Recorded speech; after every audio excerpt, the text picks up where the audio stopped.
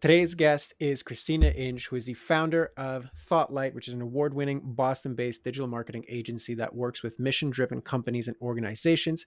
She also teaches in the master's degree program at the Harvard Division of Continuing Education and the Northeastern College of Professional Studies, where she helps to spearhead Husky Communications, the student-led marketing agency of Northeastern. She's also the author of two books, Marketing Metrics and Marketing Analytics, and Boston Business Women's Best Marketing Specialist of 2024. So, Christina, thank you very much for being on. How are you doing today? Drosko, it's wonderful to be here. Thank you for having me on. You're very welcome. And I know we kind of got into a lot of the things which I think we're going to be getting into on this episode as well. But just give us a bit of background about you. Like, how did you get to doing what you're doing? You have all these cool accolades, right? So just kind of give us some context on that and we can kind of take it from there. Absolutely.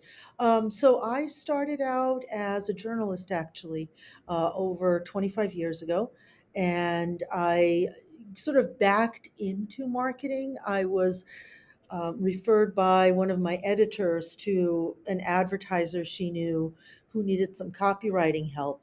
And I got really excited about marketing. Initially, I'll be frank with you, I got excited that it pays a lot better than being a journalist does. And then I developed a passion for it. Then digital marketing became more and more important, of course. And I immediately saw that that was the future that I wanted to get involved in.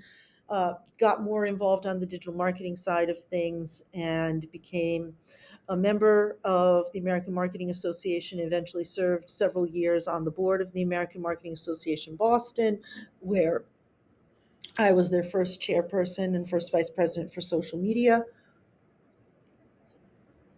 Excuse me, it's a bit dry in here. And then next up, I worked in house. I mean, all along I worked in house, obviously, and also on the agency side for a variety of agencies here in the Boston area, as well as for two different agencies, and then was also director, VP of marketing for different tech startups. Then 10 years ago, in fact, 10 years ago next month, I started Thoughtlight, which is a digital marketing agency that with a difference. We work with mission driven organizations to make their digital marketing not only as beautiful and creative and message laden as possible, but also to make their digital marketing tech stack as effective and easy for them to run as possible. So I took the leap 10 years ago, started my own agency. We've been profitable for 10 years. Has it been a white knuckle experience at times? Absolutely. And at the same time, I wouldn't have it any other way. So a little bit about that's a little of my background. Got into teaching similarly just by, I wouldn't call it happenstance. I always had a passion for giving workshops, always sought out opportunities to give workshops and teach digital marketing to other people. And then the Boston University Center for Digital Imaging Arts needed an SEO faculty member. And through a friend, I was referred to that role, got totally bitten by the college professor bug, and the rest is history. Was very honored to be hired by Harvard again 10 years ago to teach one of their first courses on mobile in business, mobile media in business, mobile platforms in business, and have been developing courses for them and for the Northeastern College of Professional Studies for the better part of a decade now. Balance both of those things. I drink lots and lots of coffee, and that's kind of how I'm able to work all of these jobs. But I, again, like most of your entrepreneurial listeners, I don't know how to sit still. Well, I think your bio in the summary definitely confirms that, because like that is a lot of very cool things to just gonna, and obviously I know there's more, but you just kind of summarize it quickly and easily. So um I think there's a lot of stuff that we can get into. I know originally you wanted to dive into some of the delegation issues that you have, right? And off air, we talked briefly about this. You mentioned sometimes I will compensate for my staff a little bit too much. I know there's some people pleasing patterns, etc. So these are like the things that I picked up on, off air. But I'd love for you to just contextualize essentially what I can best support you with today.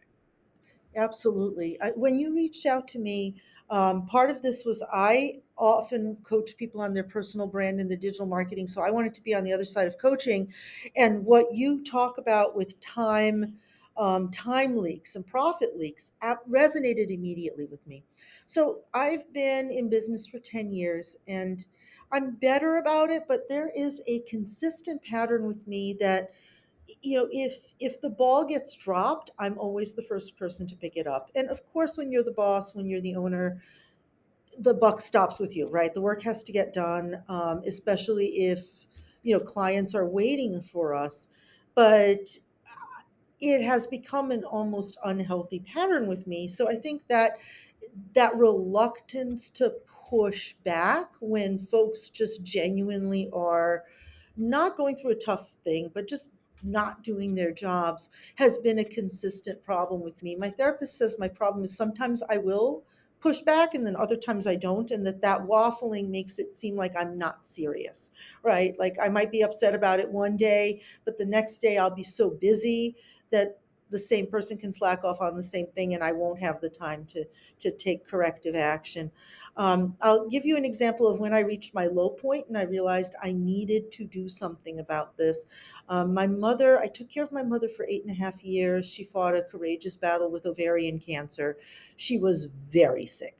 She was going in and out of Mass General, where I cannot say enough about Mass General. They have the finest doctors in the world, and they took amazing care of her. It was a far drive, however, from our home.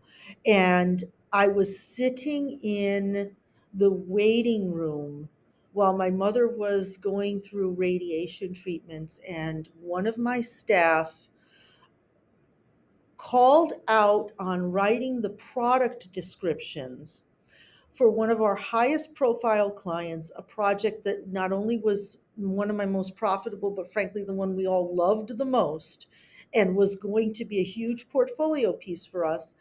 And her job was to write the SEO optimized product descriptions on it. And she called out on doing it because she had been out cycling and her shins hurt. To the best of my knowledge, she was not typing with her toes.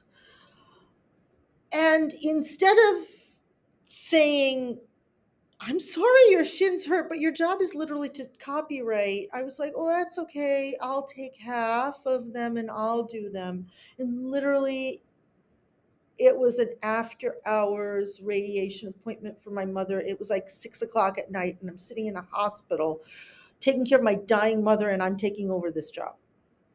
And that's when I realized I got to wake up and stop doing this. It for me, the issue though is finding the tools because I don't want to just lose it at somebody. I don't want to start swearing at them because in my head, I'm like, you blankety blank, blank, blank, blank, blank. And so I don't want that all coming out of my mouth. So instead, I just default to being quiet and being like, oh, that's okay. And then I lose that moment to take corrective action because I just don't know what to say. I don't know. I don't have the tools to communicate this. And part of it is I don't know how deep you like people to go on these calls, but I'm very frank to As deep as say, you're comfortable going, so, yeah. I'm going to think this is probably a common problem for a lot of people with my background. I was brought up the child of an immigrant, my mother, and I was brought up more than strict. Like I had a tough childhood. If you so much as burnt the coffee, you were called every name in the book. You were screamed at. You were the most horrible kid in the world, and it was because you failed to cut the crusts off your mother's sandwich. So the only communication I learned was either silence or violence. And so coming up, obviously I opted for silence because I wasn't going to go in the direction of violence. And then really unfortunately for me, so going back to my career, as I was merging out of more the copywriting space and trying to build my career in other areas of marketing, because I knew copywriting was not where I wanted to stay. I wanted to have more of a full slate of marketing skills. I took a job at a large corporation. I will not name names. But it was one of those micromanaging places where you needed a note from your, you know, doctor to be on your deathbed, and you would get guilt tripped if you took time off to go to your grandma's funeral. And it was incredibly boring and controlling an environment. We definitely didn't have enough work that was challenging for 40 hours a week, but you also couldn't like get out of your lane and do anything else that was interesting. So you were both bored and tightly controlled and punished all the time in that environment, which again felt comfortable to me because it's how I grew up, right? I actually was taken out of school when I was 8 years old to take care of my grandmother because I was an only daughter, and that's what daughters are for, right? That's not what I believe, but that's certainly what culturally my family believed. So I wasn't really used to any better. But I had an aha moment in that job, and I said, when I get to be a boss, and it was never a question of if, it was a question of when, I am never going to be a micromanager. I'm going to trust the people who work for me to take care of their work life balance, and I'm going to trust them to do their jobs. When you have the right people working for you, that absolutely is a good strategy. When you have people working for you who, for whatever reason, maybe just aren't proactive or struggle with executive functioning or are the kind of folks who would call out sick because they have a hangnail, um, it works very badly. And so I found myself in a situation where I did not know how to hire. I was a first time entrepreneur. I just hired people because their resumes looked good. The more qualifications and bullet points that were on the resume, the more I thought, wow, this person's a go getter. They've got all of these certifications and whatnot. I didn't really hire for character. And then I didn't know how to manage people because I did not know how to communicate. Because the only time I had ever experienced anyone correcting me or redirecting me, it was like they were swearing at me, or it was an impersonal corporation treating its workers like peons. And I knew neither of those were my way, and I didn't know other ways. So I'm still kind of there. Like I'm much better about it, but I think I'm actually at a position in my life right now where I'm not having to struggle with it because the team I have working for me now are just awesome people. Like I could get hit by a bus tomorrow and they would just keep doing their jobs because they're passionate, they're creative, they're talented, and they know what they're doing. But I still never learned those skills. I just am in a situation right now where I don't have to have those skills. And that's not how life is going to always go.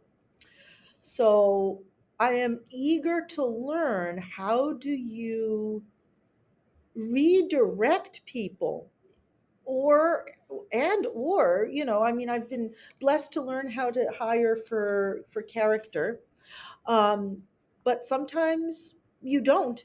Um, and so I really just am eager to figure out how to stop then just picking up the slack, silently martyring myself, and just being like, oh, that's okay, that's fine. Here, wipe your feet on me some more. Um, and I know I'm the boss. I can just fire people, but it's not always practical to fire someone in the middle of the day when you've got work to do. Absolutely. So, yeah. So, yeah, and it's not fair. Some people genuinely need to be coached to do a better job.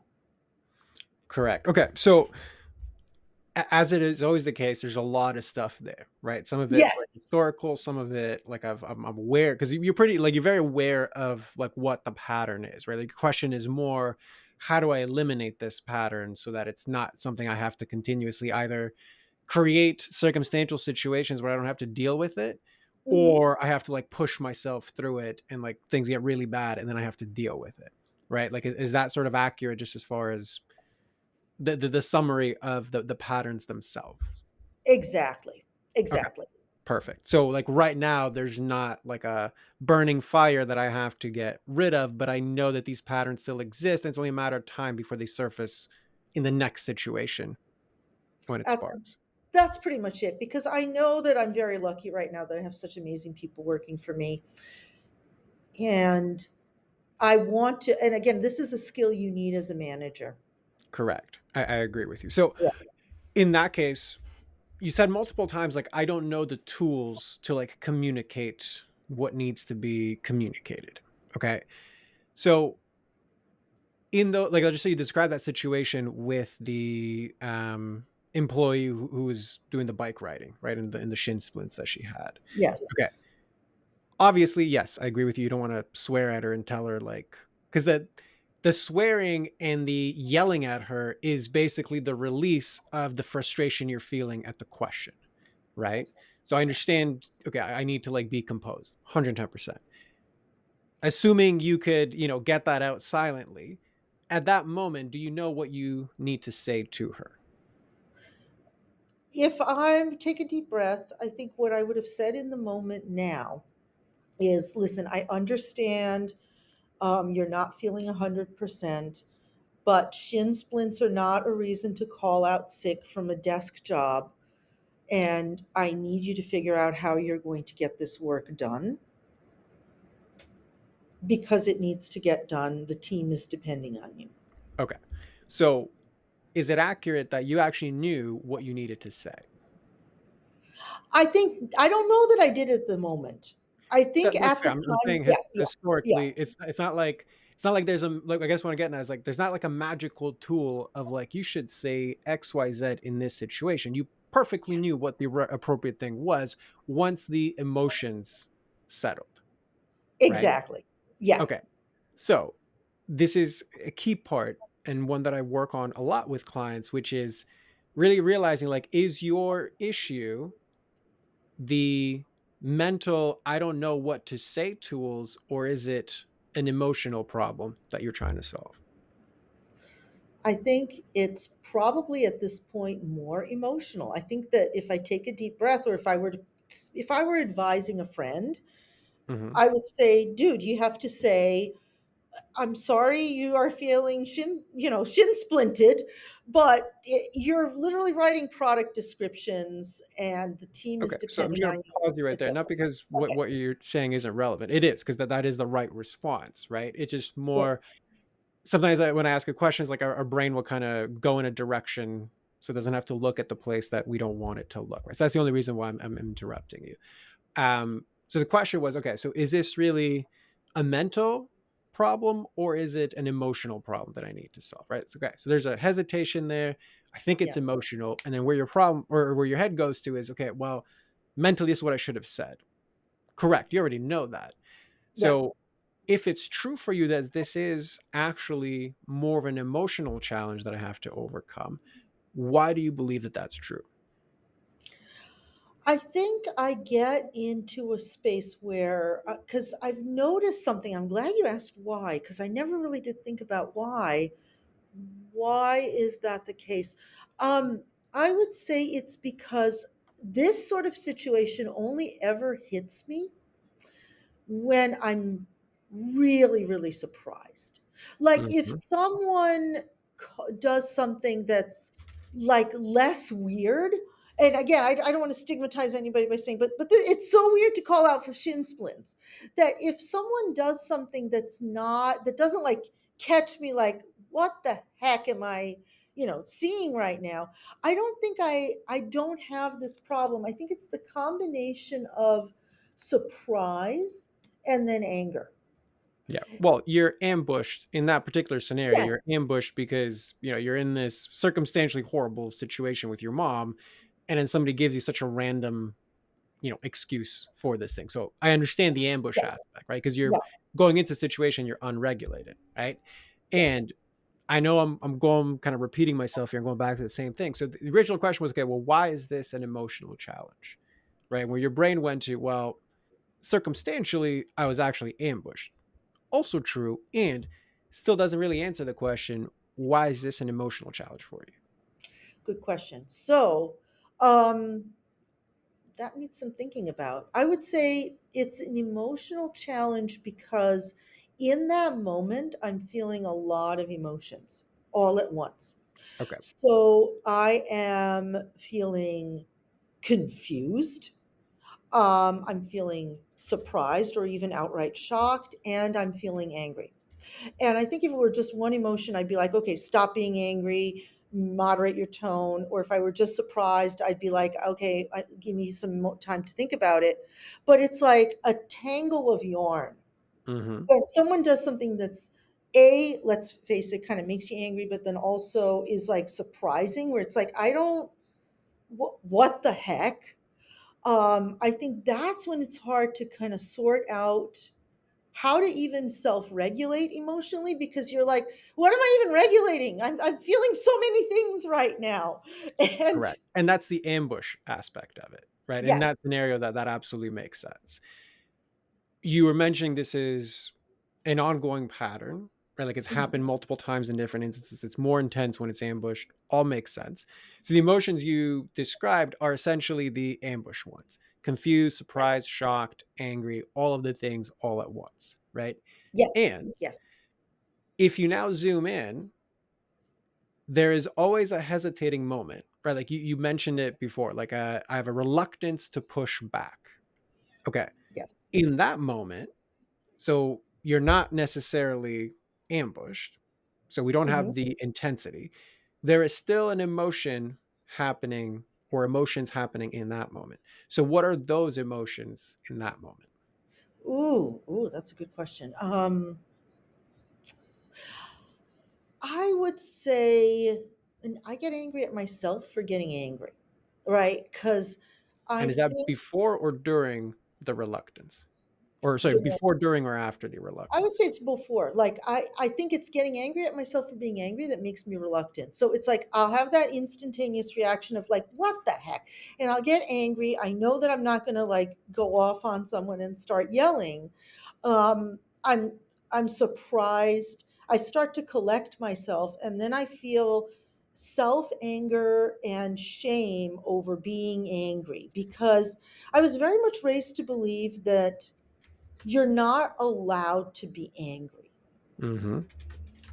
And the funny thing is, I was raised by folks who were very angry, and it was kind of like the conditioning that I had was, well, you're a lesser person. You're just the child of the family, and culturally, you're the child of the family until everyone else older than you is dead, right? You're still always going to be little Christina. Um, I'm not a person of sufficient stature to be allowed disagreement, let alone anger. So this is not an allowable emotion. I'm not the kind of person who's supposed to feel ticked off. And so let me just press it down. Mm-hmm. Let me just make it go away. So, and So then yeah, and okay, I go ahead. don't even know what to do at that point. Okay.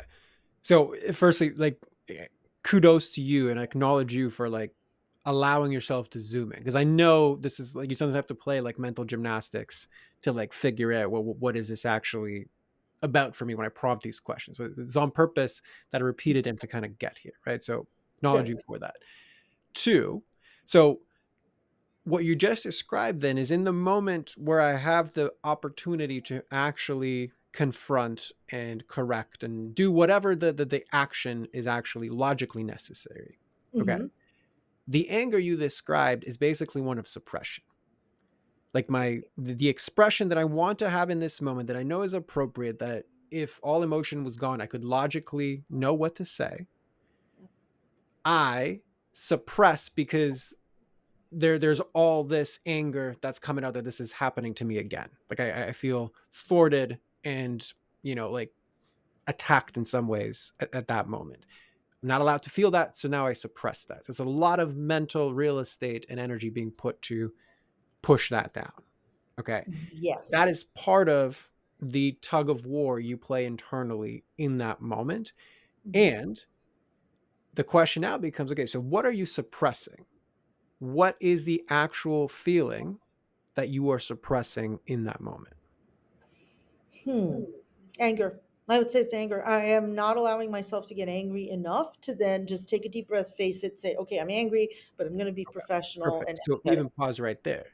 The only time that I can actually express myself is if I'm angry enough for it, right? Because if we rewind this whole recording, the two things brought up was either silence or anger. That's the way people express themselves. Yes. Okay. So Yeah. really, the situation has now boiled enough to the point where it justifies the blowing up of anger. Therefore, I will suppress and not express. Exactly. Right. That moment of suppression, that's the people pleasing moment. So what do? You hold that down and then you say, yep, no problem. I got it. That's where all of your compensations of profit and time, like all of those leaks happen because you just Yep. pick up the slack. Yes, you do. Okay. So what's coming up for you as I reflect this? Like, is this new? Is this not new? Is this like, what's coming up for you with all of this? It's actually new. It's actually very helpful and very new because I know that we could be more efficient. I know that delegation is not happening to the extent that it needs to for us to grow and scale. And I knew the people pleasing was happening from a place of something just overwhelming me, getting in the way. And I'm like, you know what, I can't. Let's just, it's easier than arguing. I always would say it's easier than arguing. So it really, really resonates. And I think you've made a really good point about how if you're not angry enough, then you can't express yourself. And I think Correct. that that's huge So, because, and yeah, I no, go know, ahead, go ahead. yeah. The reason why I'm stopping here is because this happens quite often with clients as well, which is their threshold for when they actually act. So whenever these people pleasing patterns come up, generally they have a similar type of dynamic growing up as you, where their expression was severely like suppressed. Okay. Hmm. It only has justification and permission when it's something is like really, really high. Right. It's kind of like on the opposite extreme you mentioned, like unless somebody's dying, I can't take like an hour off of work. Right. So the Yeah. equivalent is happening for you emotionally in terms of when do I actually correct? Like when this person does something so like ridiculous in terms of output that I'm like, okay, I now have to, fire you or tell you you did a bad job or whatever. The Hmm. issue with that is, yes, one of the profit leaks is I avoid, avoid, avoid, avoid. And now instead of like avoiding fires, I have to put out fires. That creates a Exactly. whole lot of kind of feast and famine type cycles for you personally. Sometimes it translates to revenue as well.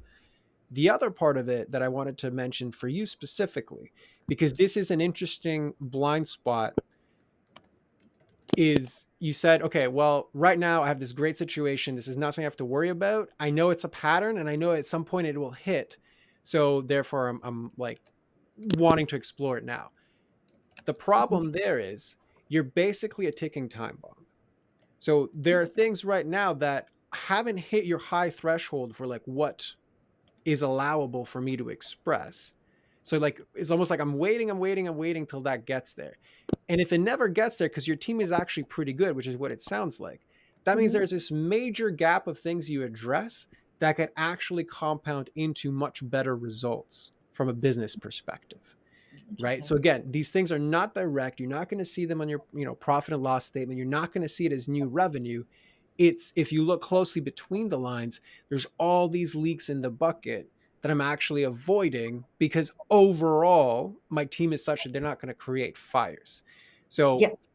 that's great for your own stress, but it's not the maximizing you could be doing in terms of the opportunities that exist in front of you. So I know that was a lot thrown your way. What's landing? What is it? Uh, that last sentence really resonated because what you're saying, if I can paraphrase, is sure, there's no fires. It's not like it was in the bad old days when I first started my company where people were calling out because, they didn't like the flavor of gum they'd chewed. And I was constantly trying to do the work of 10 people while paying salaries to people who are basically doing, often nothing. Um, but at the same time, we could probably be doing a whole heck of a lot better because I probably am ignoring a lot of things that could be optimized, but it's not so bad. So I'll just keep my mouth shut. Correct. It's kind of like, put it a different way, your alarm bells and your action goes off when things are at 9, 10, or 11, Yeah. like when they're really, really high. Hmm. Right now, you probably have a whole bunch of, 4, 5, 6, sevens that are just creating these smaller leaks that aren't really addressed because none of them reached the threshold where your essentially your subconscious is like, okay, we need to act here. This is where I can get angry. This is okay for me to express. So that Yes. gap, like seven and below, is a lot of leaks that could be put down and then Mhm. reallocated towards really, really good things, right? So, Yes. again, questions, comments, or concerns about that piece? My mind is already going in circles because as you said that, I already started thinking of little things where maybe I just felt like it's almost like when your nose itches just a tiny bit or something, where you're like a little bit like, oh, why didn't this get done? Why? If it were me, but I'm a fast worker. I probably work faster than everyone else. That's why this is taking so long. But again, it's not awful. Someone's not like literally thumbing their nose at the whole company and just like saying, ah, that's it, I'm out, it's raining. But you're right. There's little things where I'm like, this shouldn't have taken 3 days. Yep, that's exactly it, right? And Uh-huh. when you begin to patch those, that's where you get exponential returns. It's not in can I push harder? Because if you push harder and the leaks are still there, you just get bigger leaks. And that's usually how entrepreneurs get into burnout, right? Yep. It's nothing changes in terms of like what we're doing, but we just make everything more efficient because I point things out in the way that it needs to be pointed out. So I'm glad that that point is connecting with you. And what you just mentioned in terms of like the narrative in your head, oh, it's not that bad, should have taken 3 days. Like it's these little like painting kind of like red flags green, or in this instance, it's more like painting yellow flags green. Like okay, it's not that bad, etc. Right? Yes. What is the feeling when you make that rationalization? I I think the best way to describe it is still what I said before, is like it feels almost like a very slight itch. It's Hmm. like, I'm not gonna jump up and gonna take a Benadryl.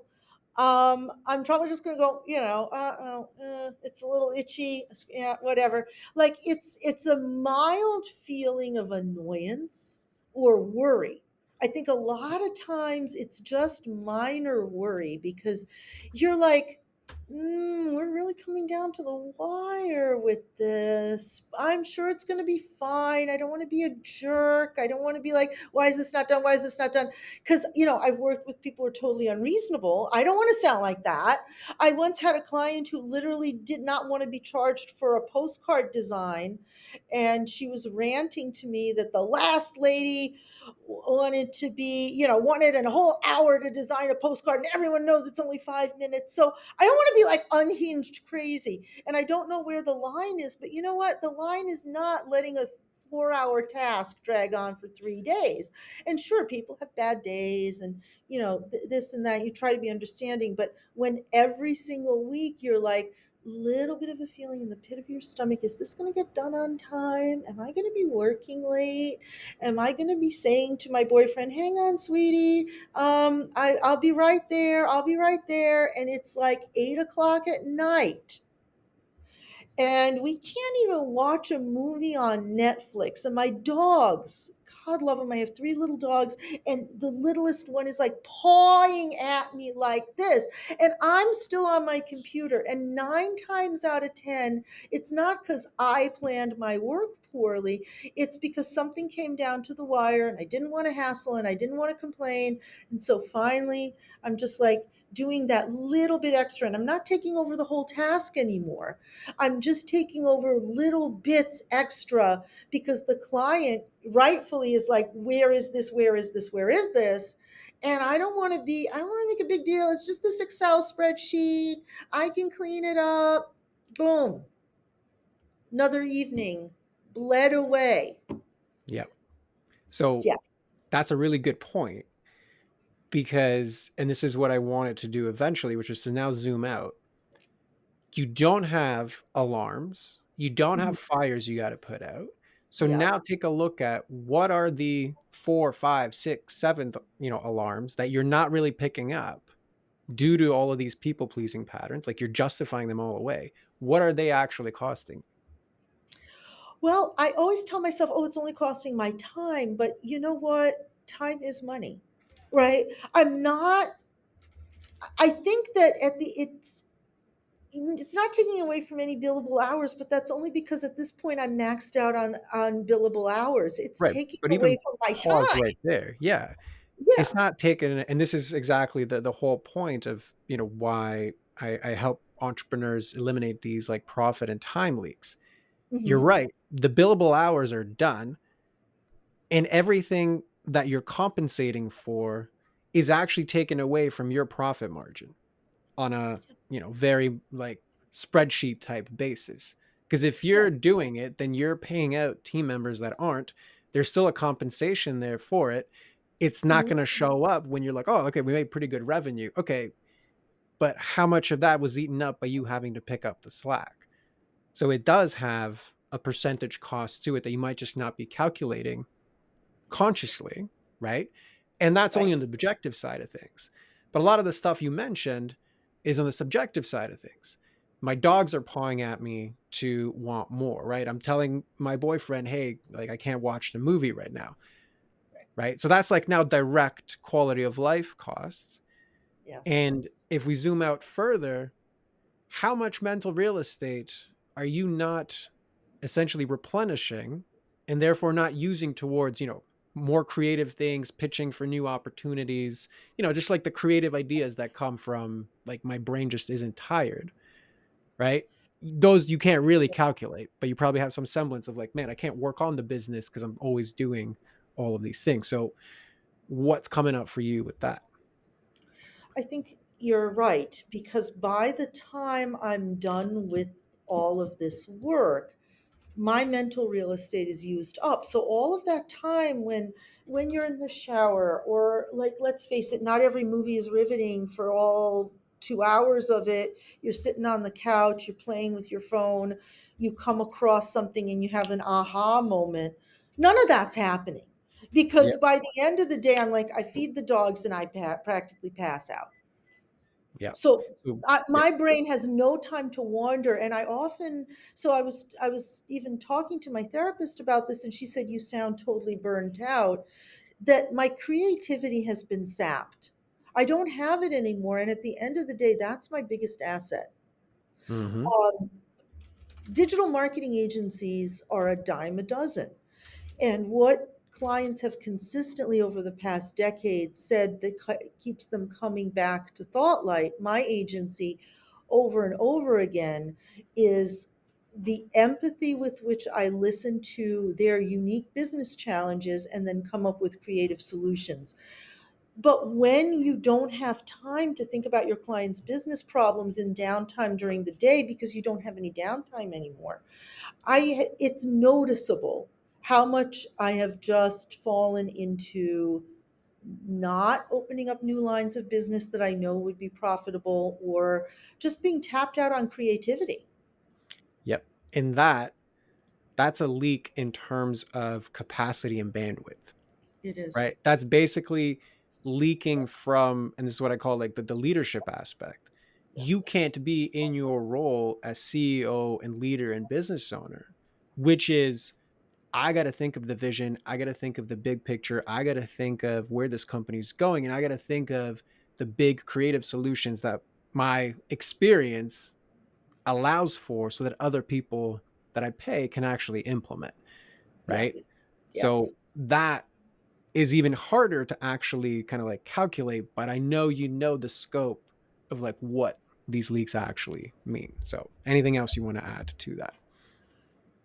I cannot believe how good you are at this, because all of these have been problems that I've struggled to articulate, because I know my brain is not firing on all of those same cylinders, and it's because I'm preoccupied with trivia. And it bugs me, because again, it's the company's not going to move forward if we stay in a rut. And the only way out of the way rut is me. I'm the sole owner, right? Um, and if I'm in a rut, the whole place is in a rut. Correct. Right. And that's kind of that leadership capacity, right? So Yes. if we switch gears a little bit, if you like magically woke up tomorrow and you lost the ability to people please, like that pattern was just eliminated Yeah. from, who would you be? I would probably be running a $50 million company. Okay. That might be a little ambitious, but I would be able to scale. And that's an interesting question also, because the people pleasing can also sometimes be on the client side. I love our clients, but I also know that we have some legacy clients that we are not charging enough, Yep. or we are giving them more, which is the same thing than the contract calls for. And we would be able to scale because I wouldn't feel like I need to be in all of the trivia. I would be out there growing the business, building a bigger vision. Maybe it wouldn't be $50 million. I'm just throwing a number out there, but we would probably be at 10x where we are today. Right. And We would, again, the number is only relevant to the degree that it illustrates what's possible, right? But I just yeah. want you to, how quickly you came to that. It's like, not, I needed strategy and, if we got funding or if we landed this like big client, then we'd be a $50 million company. It's like I literally asked you, if you eliminated the people pleasing things, what would be left? And you're like, well, I don't think it'd be that big of a deal to scale to 50 million, right? Like No. that is pretty amazing.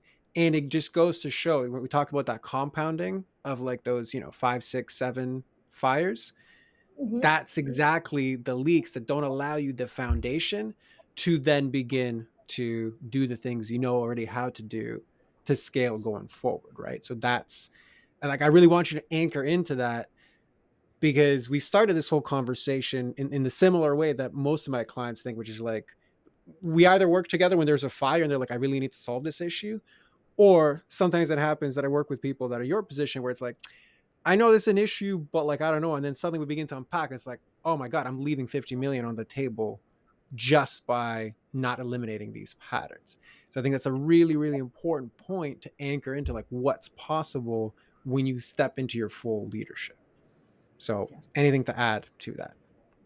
I, I honestly feel like a weight that I didn't know was on me has started to lift. And I know that now comes the hard part of doing the work of catching myself when I start to people please, because I sincerely believe that scaling me is possible if I find the way to be remain creative and nimble. We've been able to stay in business for 10 years because I was able to hang on to that creativity in spite of the constant fires, and be able to adapt our offerings to what clients needed.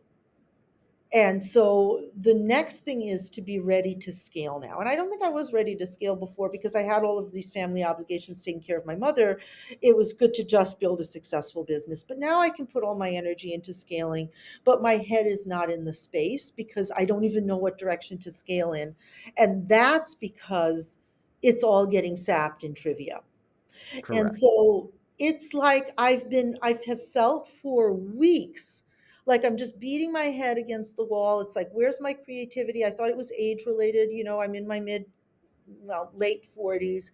And I was like, well, maybe I'm just getting old. Maybe I just can't be creative at 47 anymore. And I'm like, no, no, it's because I'm just bleeding away my energy on level of 4 fires. Yep. 110%. So yeah, I couldn't have said it better myself. So yes, I'm glad that that's landing for you. So obviously I know we can't get to like, okay, how do I actually eliminate these things? How do I like heal from these patterns? It's very much doable, but fortunately, I wish I could do it in one podcast episode, but I can't, right? Like that would be, it would require a lot more work than just one episode. So as far as like mapping this out and kind of getting the lay of the land with regards to like, okay, what's at the root of these leaks for you? Like, does this feel complete or is there still something left outstanding? This feels like a good place to now go and reflect on it, because I suddenly realized, like you said, I could answer so very quickly that if I stopped people pleasing, this company could scale to much bigger heights. So, time to sort of reflect on how do I reclaim that time and energy, and then I can start thinking about what's the next step. So, I think this feels very complete, actually. Thank Okay. you.